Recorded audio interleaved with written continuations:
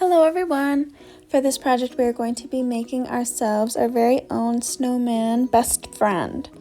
So we are going to make a cropped portrait. That means that we're making our snowman so big that parts of him are going to fall off the page. So you can see I drew my half circle kind of so that it looks like it's just half of his face showing up on the paper. You can crop your snowman however you like. So if you want him more on the right of your paper or more towards the top, it's up to you. Just make sure that your snowman is nice and big. So you can also see that I drew my scarf before I actually drew the rest of my snowman's body. So that's kind of like an L shape and then a nice squiggly thick line coming off of it. Then you want to think about your snowman's expression. Is your snowman pretty happy? Is he really excited? What are his facial features made out of? His or her facial features. So I gave mine the classic carrot nose and coal mouth, but you can kind of think about what kind of details you'd like to do.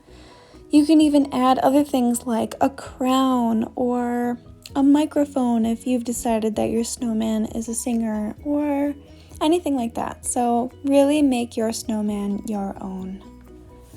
Then I'm just adding some other details like buttons. I added stripes to my scarf.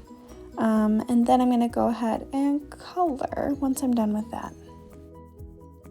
So now you're going to see me start to go over those lines that I made originally for the shape of my snowman. I'm using a blue crayon. You can use any color you like. So I make a really nice dark line on the outside and then I shade just a little bit lighter on the edge of that dark line. So it kind of adds some value to my snowman. So it makes it look like he's got a little shadow going on. So I'm going to do that with my head and then I'm going to go ahead with my body. I'm not going to shade the whole entire snowman face. I'm just going to shade the very outside of it.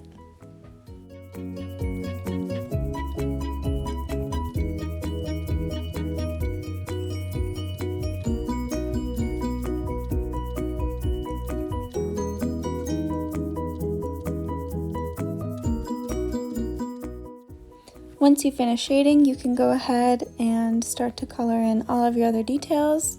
So I did kind of the same thing with my details. I went in with a darker line on the lines that I already drew, and then I shaded in just a little bit lighter inside of those lines.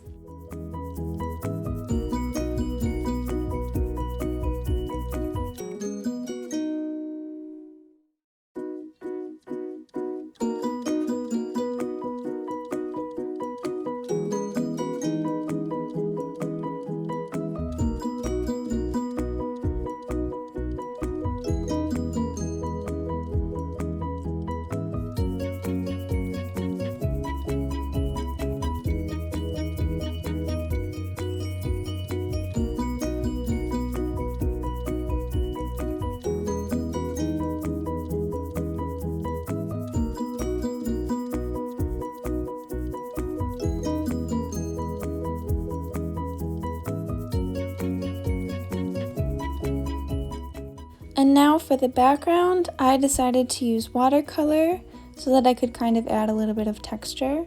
So if you have watercolor at home, you can go ahead and paint the background, so nothing on the snowman.